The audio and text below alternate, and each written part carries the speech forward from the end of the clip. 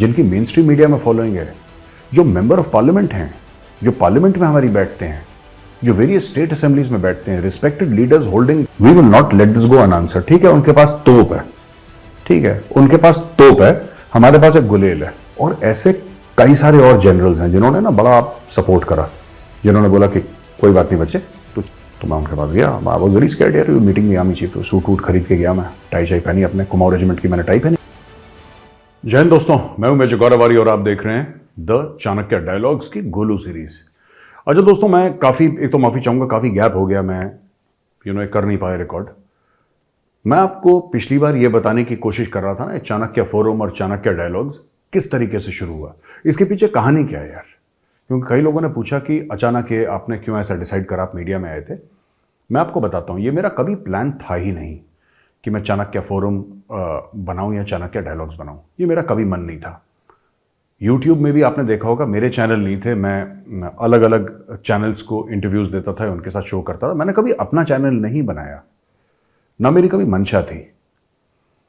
Problem ये होती है कि जब आप किसी और के लिए रिकॉर्डिंग करते हैं तो जाहिर सी बात है एडिटोरियल कंट्रोल उसके पास होता है, और होना भी चाहिए।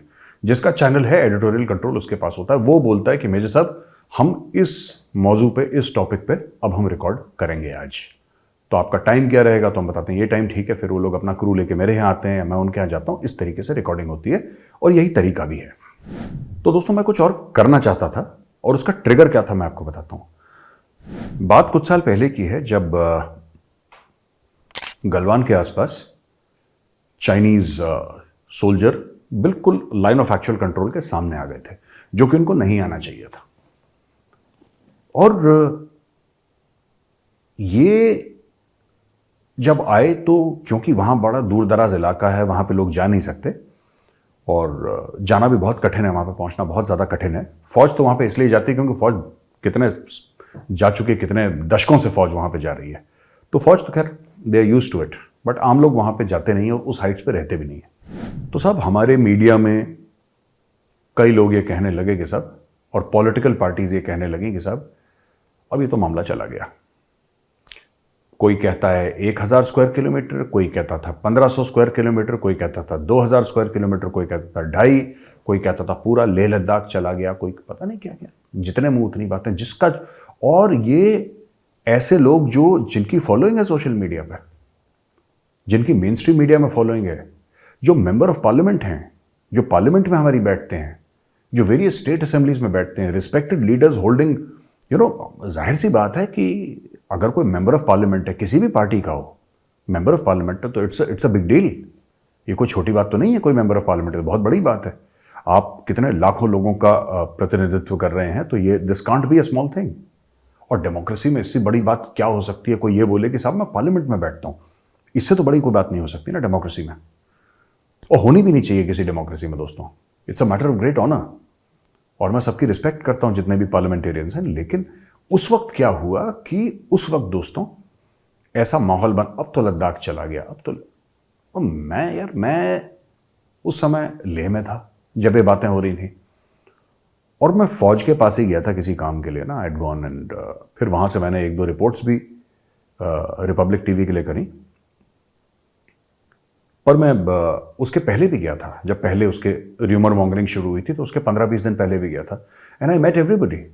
मैं सबसे मिला वहाँ पे, और सब कुछ हुआ, and everything happened, and I also happen to meet before that the army commander lieutenant general Y K. Joshi.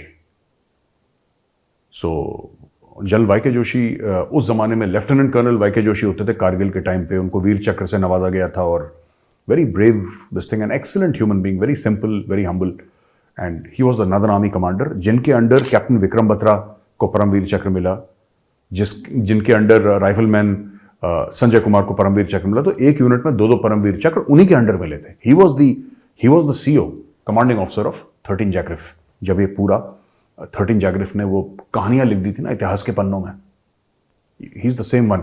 अगर आपने एलओसी कारगिल देखी हो दोस्तों, तो एलओसी कारगिल में उनका रोल संजय दत्त ने प्ले करा था, और बड़ा फेमस उनका डायलॉग था, if you want to know ask Joe. तो इंडियन आर्मी में बड़ा फेमस था, तो जनरल जोशी को सब लोग जो बोलते थे इंडियन आर्मी में ना, कि if you want to know, अगर आप जानना चाहते हो तो आज जो को सब कुछ पता है, जो यानी कि जोशी। तो उनका भी मैंने इंटरव्यू करा। मेरे कोर्समेट थे वहां पे, मैं उनसे मिला, मैं आगे पीछे का, मैंने बोला यार ऐसा तो कुछ नहीं है, तनाव जरूर है, सही बात है तनाव है, वो लाइन ऑफ एक्चुअल कंट्रोल पे है, ऐसा तो नहीं कि ये कब्जा कर लिया, ये कब्जा कर लिया, क्योंकि मैं फिजिकली था वहां पे। लेकिन जो लोग कभी आए नहीं लद्दाख, जिनको कुछ नहीं पता, वो क्या, ओ जी चला गया 2000 किलोमीटर, ओ जी चला गया 3000 किलोमीटर, ओ जी ऐसा हो गया, ओ जी वैसा हो गया। मैंने बोला यार ये तो बड़ी अजीब सी झूठ बोल रहे हैं ये लोग यार, विथ ऑल ड्यू रिस्पेक्ट, बोल तो झूठ ही रहे थे। तो मैंने बोला इसके बारे में कुछ तो करना चाहिए। अच्छा, ये बड़े बड़े आर्टिकल, कुछ इसमें से मुझे कहना नहीं चाहिए, लेकिन कुछ हमारे भी लोग थे जो रिटायर हो गए थे, जो ऐसा काम कर रहे थे, जो कि गलत है, नहीं करना चाहिए, आपको नहीं करना चाहिए, ठीक है। पर आर्टिकल्स लिखे जा रहे थे वॉशिंगटन पोस्ट में, आर्टिकल्स लिखे जा रहे थे न्यूयॉर्क टाइम्स में, आर्टिकल ऐसे ऐसे अखबारों में लिखे जा रहे थे जिसको जर्नलिज्म की दुनिया में भगवान मानते हैं, और वो लोग आर्टिकल्स ले भी रहे थे। हाँ लिखो लिखो लिखो लिखो, बिल्कुल लिखो, लिखो बेटा, और धनाधन धनाधन धनाधन, ये वो ये हो गया, ऐसा हो गया, वैसा, दुनिया भर की चीजें देवर राइटिंग। अब क्या करें, तो मन में बड़ा गुस्सा था, लेकिन व्हाट कुड आई डू। अच्छा, दूसरा एक ट्रिगर था जो काफी टाइम से चलता रहा, दिमाग में आ रहा था, वो ये था यार कि जब राफेल एयरक्राफ्ट इंडिया में आए ना, तो फिर यहां पे पॉलिटिकल पार्टीज ने गाना गाना शुरू कर दिया यार, बिना किसी लॉजिक के, कि ये जो कॉन्ट्रैक्ट का अमाउंट था 58,000 करोड़ का, ये तो 126 फाइटर्स के लिए था, 126 फाइटर नहीं लाए, सिर्फ 36 लाए, बाकी मोदी ने अंबानी को, पता नहीं किसको दे दिया मोदी ने इतना, और मोदी ने 58,000 करोड़ रुपए अनिल अंबानी को दे दिए। मोदी ने अगर 58,000 करोड़ रुपए अनिल अंबानी को दे दिए, तो डेसॉल्ट एविएशन ने जो आपको 36 राफेल दिए मुफ्त में दिए। मुझे समझ में नहीं आई बात। मैंने एयरफोर्स के बड़े बड़े ऑफिसर से पूछा, मैंने बोला सर आप आइए, आप सर्विंग ऑफिसर हैं, आप आइए, इसमें तो एयरफोर्स का भी नाम खराब हो रहा है। उन्होंने बोला देखो Gaurav, we cannot come on media, हम लोग सर्विंग ऑफिसर्स हैं, हम लोग मीडिया में नहीं आ सकते। उन्होंने मना कर दिया आने से, और सही बात है, मेरा पूछना भी उनको गलत था, because they are serving officers, they cannot come on media. Supreme court ने बोला कि इसमें कुछ नहीं है, फिर इन्होंने केस दायर कर दिया। अब बात पता है क्या होती है, अब हमारी तो ऐसी कोई औकात है नहीं यार कि मैं बोलूं कि चाणक्य फोरम मैंने शुरू कर दिया तो चाणक्य फोरम की औकात वॉल स्ट्रीट जर्नल से बड़ी है, ऐसा तो कुछ भी नहीं है कि वॉल स्ट्रीट जर्नल से बड़ी है, और हमें तो कोई जानता भी नहीं है, हमें 1-2 लाख लोग पढ़ते हैं एक महीने में। और बात यह भी नहीं कि कितने लोग पढ़ते हैं, बात यह है कि यार हमारी उनके सामने हमारी क्या औकात है। लेकिन हमने बोला यार एक पत्थर तो उछालेंगे यार हम, we will not let this go unanswered. ठीक है, उनके पास तोप है, ठीक है, उनके पास तोप है, हमारे पास एक गुलेल है, और जो हमारे पास है मुझसे लड़ेंगे, पर हम लड़ना बंद नहीं करेंगे। तो ये मैंने चाणक्य फोरम शुरू करी, और कुछ अपनी टीम मेंबर्स इकट्ठा करे, कुछ सीनियर्स कुछ इकट्ठा करे, आर्मी से मैंने उनको रिक्वेस्ट कर, and they were very kind enough, they said ठीक है गौरव वी आर विद यू, और हमने चाणक्य फोरम शुरू कर दी। चाणक्य फोरम शुरू करी, और चाणक्य फोरम में हमने लेटेस्ट जो, अब क्या है कि जर्नलिस्ट को ना कुछ पता नहीं रहता ज्यादातर जर्नलिस्ट्स को, और उनकी भी गलती नहीं है। जर्नलिस्ट का यह है कि आज ये लोग बिहार में ऑपोजिशन यूनिटी की मीटिंग चल रही है, महागठबंधन, तो उसके ऊपर आर्टिकल लिख देंगे। कल यही लोग लिख देंगे कि भाई वो कोई शाहरुख या जो भी है एक्टर, उसकी कोई नई फिल्म आ रही है, उसके ऊपर भी लिख दिया।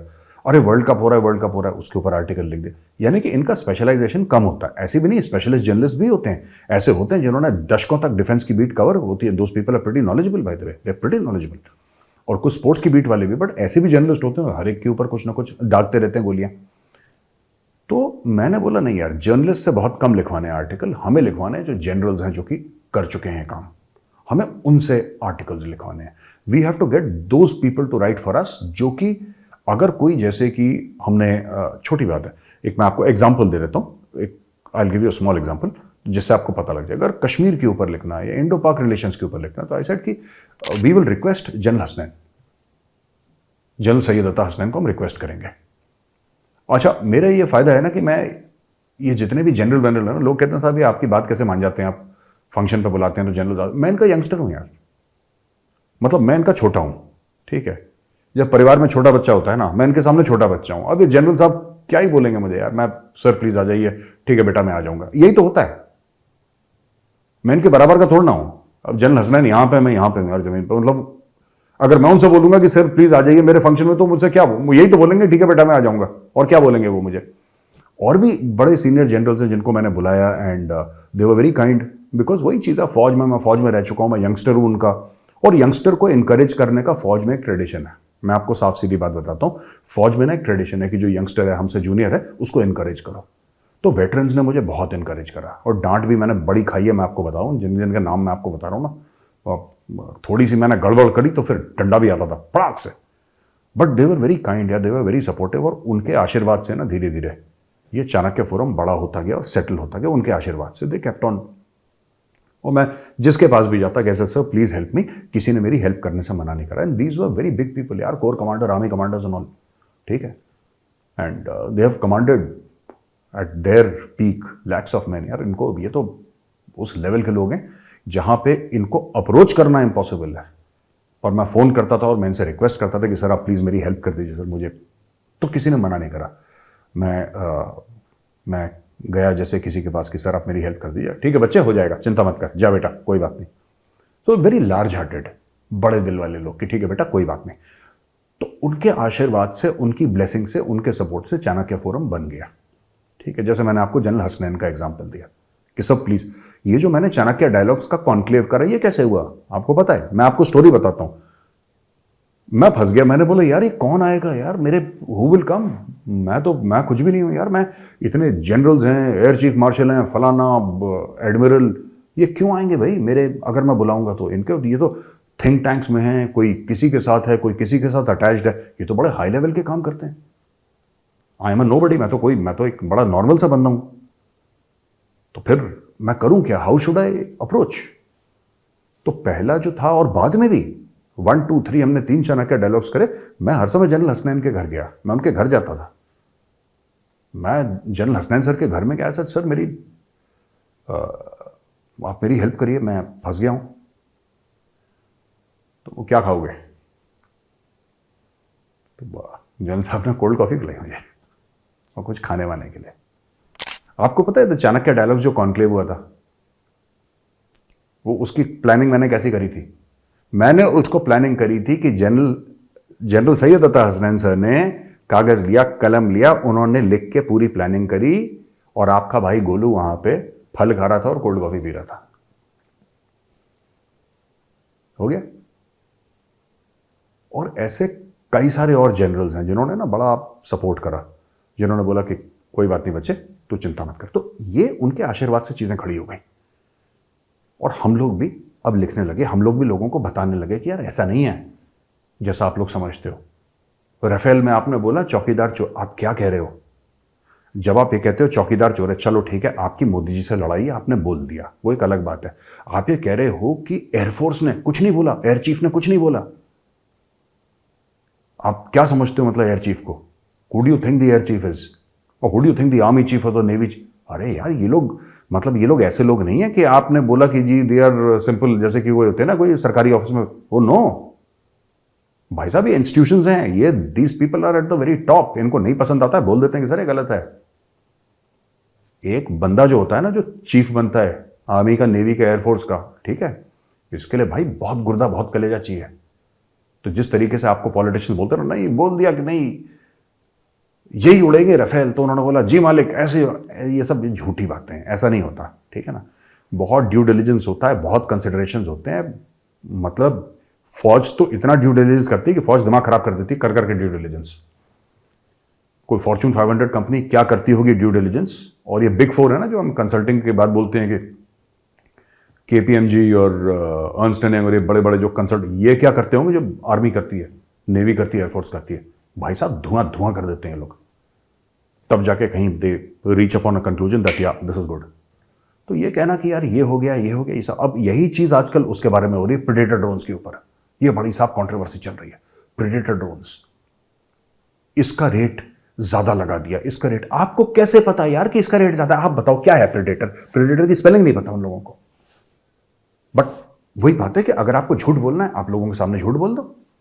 आप कुछ भी झूठ बोल दो, ठीक है। आज की तारीख में मैं आपको बताता हूं, ड्रोन्स को आप 1 मिनट छोड़ो, बात करते हैं फाइटर एयरक्राफ्ट के, राफेल की बात कर रहे थे ना। आज की तारीख में इंडिया का, ठीक है, वी नीड 42 स्क्वाड्रन्स। एक्चुअली मुझे कई लोगों ने बताया, फॉर्मर एयर चीफ के लेवल ने बताया है कि we need more than 42। Actually वो कहते हैं मैं 50 के ऊपर चाहिए, बट 42 हमें बेयर मिनिमम चाहिए अगर पाकिस्तान और चाइना के साथ हमें लड़ना है, ठीक है। हमारे पास अभी 30 हैं, हमें 12 और चाहिए। अगर सरकार जब भी कुछ करेगी और आप हर चीज में बोलेंगे इसमें गड़बड़ है, इसमें गड़बड़ है, आप लोगों के दिमाग में गलत बात, और अगर गड़बड़ है तो बोलो, ओ भाई प्रूफ तो दो उसका कोई सबूत कोई नहीं है, बस गड़बड़ है, हमने बोल दिया गड़बड़ है तो गड़बड़ है, बस हमने बोल दिया। और जब आप बोलोगे साहब आप तो गलत बोल रहे हैं, अरे ये देखो ये तो हमें दबाने की कोशिश कर रहे हैं, भारत में अभिव्यक्ति की आजादी नहीं रही, there is no freedom of speech. ओ भाई साहब, you have to talk sense, you are talking about military matters, it's not a question of freedom of speech, you have to be factually correct. आप factually correct चीज तो बोलोगे ना।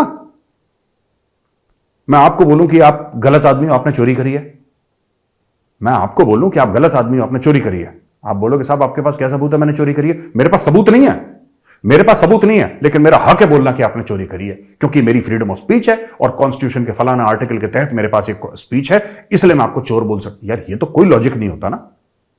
Freedom of speech का मतलब ये थोड़ा ना कि आप जो भी बवाल कर सकते हो आप कर दो, इट्स नॉट लाइक दैट। तो अब ये उसको भी हार्म करा। अब ये प्रेडेटर में ये जो है ना हमारे पास जो आ रहे हैं अभी यूएस से 31 साइन करे, ये this is a government to government deal.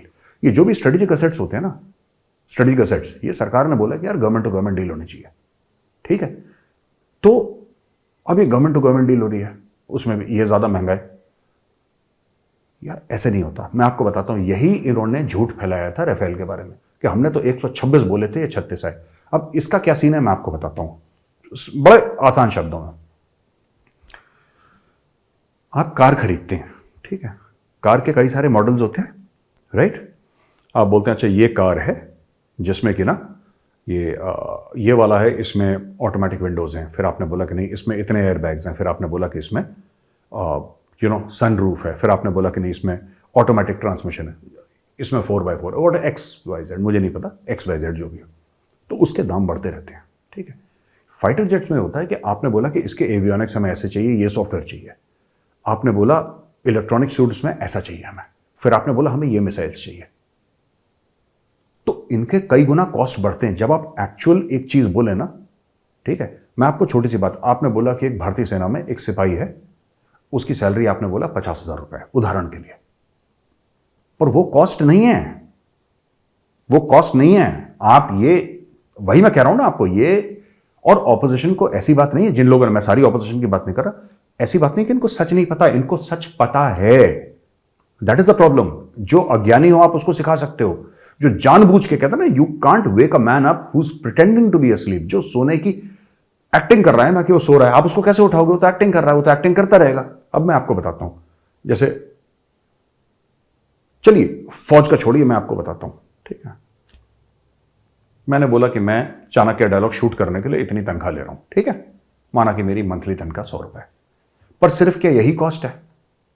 यहां पे लाइट्स हैं, ये एक स्टूडियो बना हुआ है जो आप देख रहे हैं, सामने 2-2 कैमराज रखे हुए हैं, एक कैमरामैन है, अगर कैमरामैन है तो कहीं ना कहीं एडिटर भी होगा, कोई ना कोई एडिटर होगा ना, कहीं ना कहीं कोई ना कोई होगा जो रिसर्च कर रहा होगा, फिर मैं फर्दर रिसर्च करूंगा, ठीक है। 2-3 लोगों की टीम होगी ना, इक्विपमेंट होगी, लाइट होगी, ये साइड में लाइट्स हैं, आपके माइक्स होंगे 2-3, कुछ लाख रुपए की इक्विपमेंट होगी। फिर उसी प्रकार से जब आप जहाज खरीदते हो, आप 126 जहाज खरीद लो, बिल्कुल खरीद लो, आपका हक है, आप बिल्कुल खरीदो, लेकिन वो 126 जहाज फिर ऐसी हो जाएंगे जैसे ओला या उबर, वो उड़ेंगे और लैंड करेंगे और लड़ने लायक नहीं रहेंगे। प्लस राफेल ट्विन इंजन है यार, ये मामला अलग है राफेल का। आप सिंगल इंजन एयरक्राफ्ट तो आपको सस्ता मिलेगा, आप उसकी कैपेबिलिटीज डाउन रेट कर दो, आपको 136 के 150 वाले मिल जाएंगे, आपको और सस्ते ले लो। भाई एयरफोर्स को क्या चाहिए उस मिशन के लिए, उनको किस टाइप की मिसाइल्स चाहिए, उनको किस टाइप का क्या चाहिए, you have to be very clear about that, you have to be exceptionally clear कि बॉस मुझे ये चाहिए और क्यों चाहिए, इसका लॉजिक क्या है। इसका एयरफोर्स ये लॉजिक बताएगी कि इसका लॉजिक ये है कि चाइना का पास ही है और पाकिस्तान के पास ही है, इसलिए मुझे उनसे बेहतर चीजें चाहिए क्योंकि मुझे उनसे लड़ना है। प्रेडेटर डील में ये ज्यादा पैसे दे दिए? तुम्हें कैसे, मेरा सबसे पहला सवाल यही होता है ये नेताओं से ना, सबसे पहले नेताओं से या जर्नलिस्ट कि तुम्हें कैसे पता यार ज्यादा पैसे दे दिए? तुम ये तो बताओ ना हमें कि साहब मुझे ऐसे पता है कि ज्यादा पैसे दे दिए। नहीं, ज्यादा पैसे दे दिए, बस दे दिए। कितने पैसे का वो हमें नहीं पता, कितने का होना चाहिए हमें नहीं पता, लेकिन हमें ये पता है कि ज्यादा दे दिए, बस दे दिए दे दिए दे दिए। चलो टीवी पे शाम को 9 बजे हम लोग डिबेट करेंगे और हम लोग बोलते रहेंगे कि ज्यादा दे दिए, ज्यादा दे दिए, मोदी ने खा लिए पैसे, अदानी ने खा लिए, ये खा लिया, बस करते रहो करते रहो करते रहो। ये तो सरपैर ही नहीं है। तो चाणक्य फोरम हमने इसलिए शुरू करा कि सच जो लीडर्स हैं इसमें, अगर हम स्क्वाड्रंस के बारे में लिख रहे हैं एयरफोर्स के, तो let us get a former air chief और a vice marshal to write और an air marshal to write for us. जो बंदा जिसका 40 साल का एक्सपीरियंस है, जिसने यही काम करा है, उससे लिखवाते हैं ना। नेवी का let's get rear admiral to write for us, और वाइस एडमिरल और एन एडमिरल जो भी है, सीनियर ऑफिसर, फ्लैग ऑफिसर, उससे बोलते हैं सर आप प्लीज हम उनसे रिक्वेस्ट करेंगे। आर्मी का है, let's say farmer army chief और आर्मी कमांडर, को कमांडर, उनसे लिखवाओ कि सर आप बताओ। या नेता तो कुछ भी बोलते हैं ना। तो हमने एक ऐसा प्लेटफॉर्म शुरू करा कि भाई जिसमें ना लोग जो स्पेशलिस्ट हैं, जिनकी 30-30, 40-40 साल का एक्सपीरियंस है, वो लोग लिखेंगे यार, क्योंकि इससे क्रेडिबिलिटी बनती है। आप और मैं जो बोलेंगे उससे तो क्या ही फर्क पड़ता है ऑनेस्टली स्पीकिंग, या मैं कुछ बोल लूं उससे क्या फर्क पड़ता है। जो डिफेंस का मामला है, डिफेंस, आप में से कई लोग डॉक्टर होंगे, आप में से कई लोग डॉक्टर्स होंगे, हो सकता है कोई ये प्रोग्राम कोई न्यूरोसर्जन देख रहा हो, ठीक है, हो सकता है कोई कार्डियोलॉजिस्ट देख रहा हो, आप में से हो सकता है कोई इंजीनियर हो, किसी बड़ी इंजीनियरिंग ऑर्गेनाइजेशन का टॉप सीईओ या वाइस प्रेसिडेंट हो।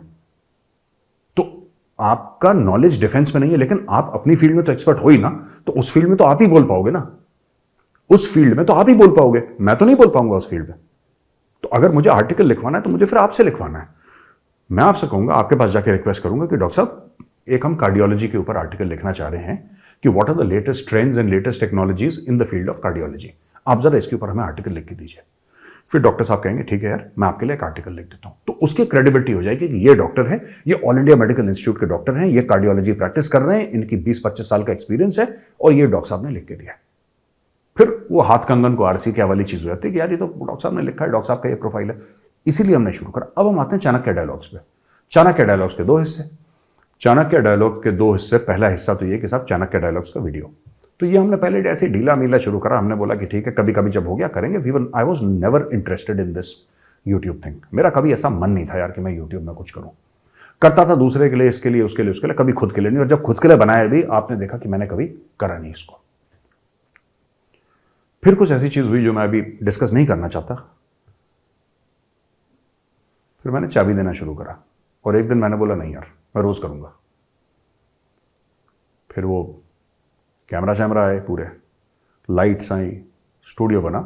और स्टूडियो वैसे पहले भी था, वो क्रोमा वाला जो ग्रीन स्क्रीन वाला था जो पहले था, बट ये फिर बनाया। और फिर हमने बिल्कुल तगड़े तरीके से रोज शुरू कर दिया। और धीरे धीरे धीरे आपके आशीर्वाद से 1.5 मिलियन सब्सक्राइबर्स हो गए, और आपके आशीर्वाद से और आगे भी बढ़ेगा। हम और यूट्यूब चैनल्स खोलेंगे और नई नई चीजें आपके सामने लेकर आएंगे इसके परे, राइट। फिर वो कॉन्क्लेव की बात जो मैंने आपको बताई थी, चाणक्य डायलॉग, जो मैं जनरल हसनैन के घर पे गया था कोल्ड कॉफी पीने के लिए।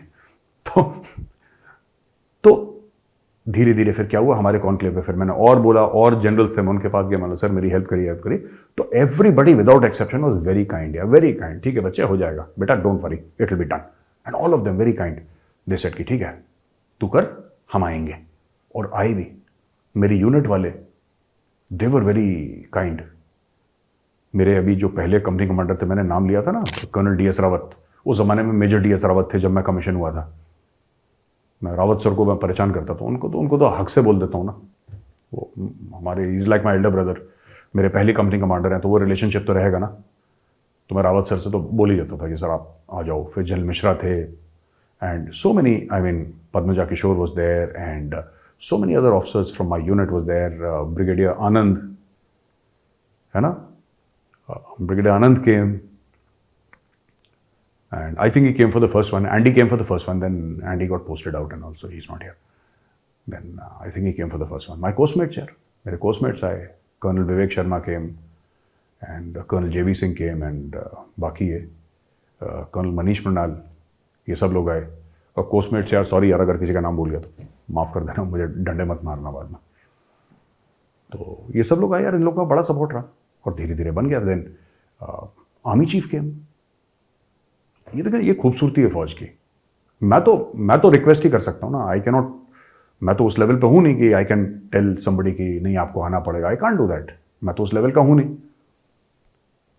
अब आर्मी हेडक्वार्टर का सपोर्ट रहा, I went to army chief, I sought an appointment with the army chief, tie शाई लगा के पहुंच गया मैं डरते डरते। तो मैंने बोला कि sir I'd like to invite you and मैं बात कर रहा हूँ जनरल मनोज पांडे की। तो मैं उनके पास गया, आई वॉज वेरी स्कैर्ड यार, मीटिंग दी आर्मी चीफ। तो सूट वूट खरीद के गया मैं, टाई शाई पहनी, अपने कुमाऊं रेजिमेंट की मैंने टाई पहनी, मैं पहुंच गया कि sir I would like to invite you. हाँ हाँ श्योर आई विल कम। तो पहले मुझे विश्वास नहीं हुआ यार, चीफ ने हाँ कैसे बोल दिया, मतलब I had gone expecting that the chief will say no because he is the army chief यार। तो आर्मी चीफ है ना, मतलब he is got the entire Indian army, मतलब कहाँ गौरावारिया के चक्कर में। हाँ then I requested ADGP, I said sir chief आ जाएंगे। ADGP turn round general Malhotra, अभी तो बोला तुझे आ जाएंगे, बोल तो रहे आ जाएंगे। Chief said okay which means will come. मैंने किसी को बताया नहीं डर के मारे, I was very scared and very tentative. पता नहीं था चीफ यू नो, और चीफ के प्रोग्राम ऐसे होते हैं, कभी पीएम ने बुला लिया, कोई मीटिंग हो गई, कहीं विदेश जाना पड़ा कहीं, तो यार फिर आप ही इज द चीफ राइट। तो मैं दिल धक धक, मैंने बोला नहीं, चुप, कुछ नहीं बोला मैंने किसी को। एक दिन अपनी मेल देख रहा था, अचानक आर्मी हेडक्वार्टर से ईमेल आती है कि the chief has kindly consented to, the COS has kindly consented to. मैंने बोला फॉर्मल चिट्ठी आ गई, फट से मंदिर गया, भोले शंकर के सामने हाथ जोड़े कि जी काम हो गया, बहुत बहुत धन्यवाद आपका। फिर अपनी टीम को मैंने बताया, अच्छा चीफ आ गए, चीफ से दरवाजे खुल गए चीफ के आने से। अगले इवेंट में नेवी चीफ के साथ पास गया मैं, फिर वही टाई वाई पहन के नेवी चीफ से रिक्वेस्ट करा, ही सेड हाँ I will come. Air chief के पास गया, air chief was very kind, he said I will come. CDS I went to general Anil Chauhan, he also हाँ बेटा मैं आ जाऊंगा, don't worry. So people started coming, and then suddenly one day I also got a confirmation that Lieutenant Governor JNK, His Excellency Manoj Sinha ji, he has said। तो इस तरीके से धीरे धीरे लोग जुड़ते गए, लोग आते गए। एंड नॉट बिकॉज मैं कोई केपेबल हूं या मेरा प्लेटफॉर्म बहुत तगड़ा है, ऐसा बिल्कुल भी नहीं है कि हमारे प्लेटफॉर्म बहुत जाना माना है और बहुत चाणक्य डायलॉग्स, बहुत कोई तगड़ा प्लेटफॉर्म है, ऐसा कुछ भी नहीं है दोस्तों। जब कोई बड़ा हो जाता है ना, मैंने देखा है, मैंने एटलीस्ट फौज का तो मैं कह सकता हूं, बाकी का मुझे इतनी नॉलेज नहीं है, बट फौज में मैंने देखा है कि जब कोई बड़ा हो जाता है ना, he automatically become very humble.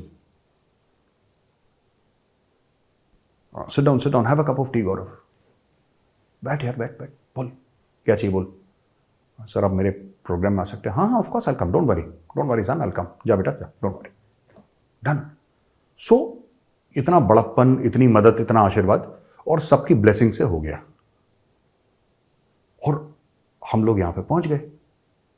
अब क्या हुआ कि ये जो कन्फ्लिक्ट तो नहीं कहूंगा मैं इसको, लेकिन ये जो चीज है ना दोस्तों, इससे आपको बच के रहना है। क्या है कि मुझे ये समझ में नहीं आता कि अगर फौज को नए हथियार मिल रहे हैं तो किसी को क्या प्रॉब्लम है इससे, अगर फौज को नए हथियार मिल रहे हैं।